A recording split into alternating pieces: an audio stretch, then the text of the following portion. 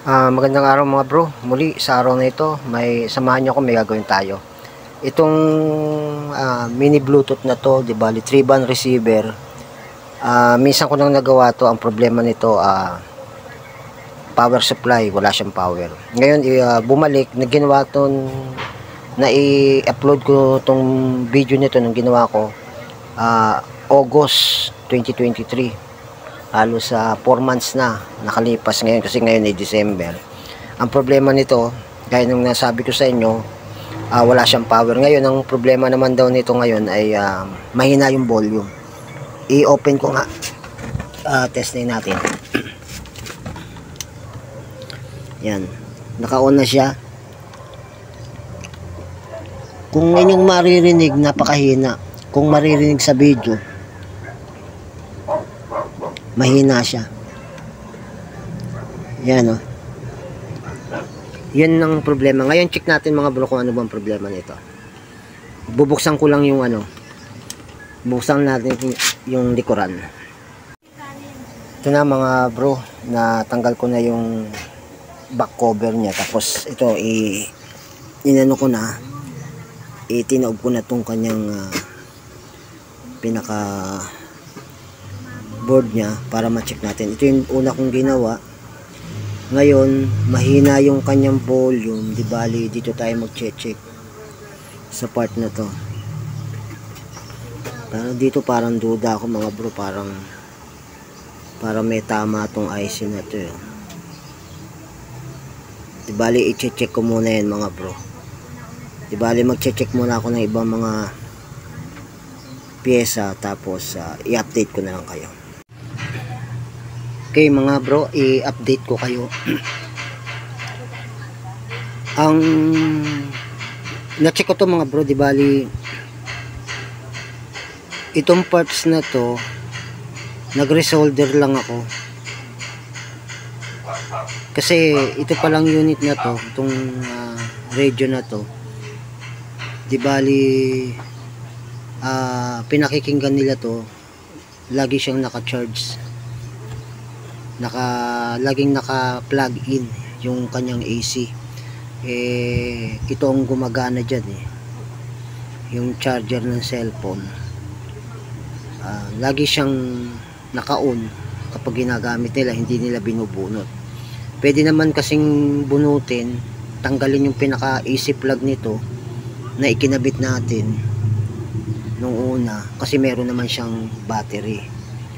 Kahit hindi siya nakasaksak sa 220 o hindi siya naka-plug in sa supply ng kuryente, pwede siya dahil meron naman siyang ganito may battery siya, gagana siya. Ngayon, ang nangyari, itong parts na to, nagiinit siya. Ito nga, nilagyan ko to ng ng cover kasi parang nasusunog yung kanyang wire. Kaya nilagyan ko nito. Tapos yung dito sa part niya rito, nagiinit siya. Yan. Nagiinit yung mga parts na to. Ngayon, nag-resolder lang ako dito. Ngayon ito, gumagana na to mga bro.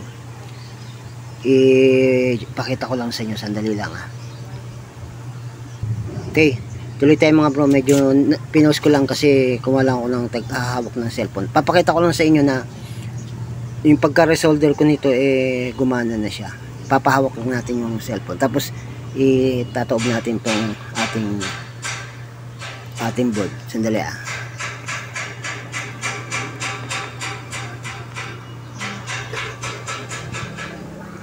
Di bali, ang gagawin ko dito mga bro, teka, lagyan muna natin yung lagyan ko muna ng tape ko kasi nagdidikit siya dumidikit yung kanyang para iwas na rin sa yan. Lagyan lang natin ng tape para hindi magdikit. Tapos tataob ko lang,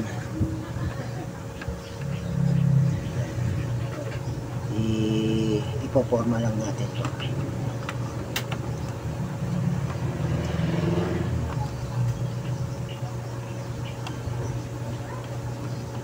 Ganyan muna mga bro. Tapos kabitan ko lang ng ng speaker para makita nyo na gumagana siya. Balik ko lang yung speaker.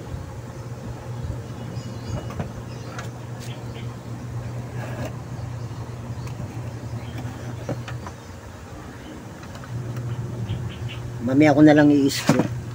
Testingin muna natin. I-on ko.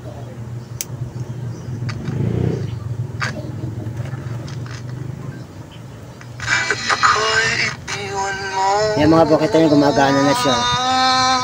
Ililipat ko lang yung channel Yan, kita nyo gumagana na siya. Hindi ko lang masyadong i-ano kasi baka makapirate tayo. Yan. Pero mapapakinggan nyo gumagana na siya. Yan, diba? Hinaan ko lang mga bro, baka tayo makapirate. Tapos isa pa ipakikita ko sa inyo mga bro na yung tinanggal ko, nagiging cause ng ano niya, itong diode na to. Ito. Kung makikita nyo yan, nakahang na siya yan, hinang ko. Shorted na to. Shorted na tong diode na to. Tinanggal ko siya. Hindi ko na siya, di bali, ano to sinir diode. Nakahang na siya, inalis ko na siya. Hindi ko na siya pinalitan. Kasi once na pinalitan mo siya dito, ganun din na nangyayari, humihina siya. Kaya ginawa ko, hinang ko na lang siya. Di bali, ang gagawin ko na lang ngayon,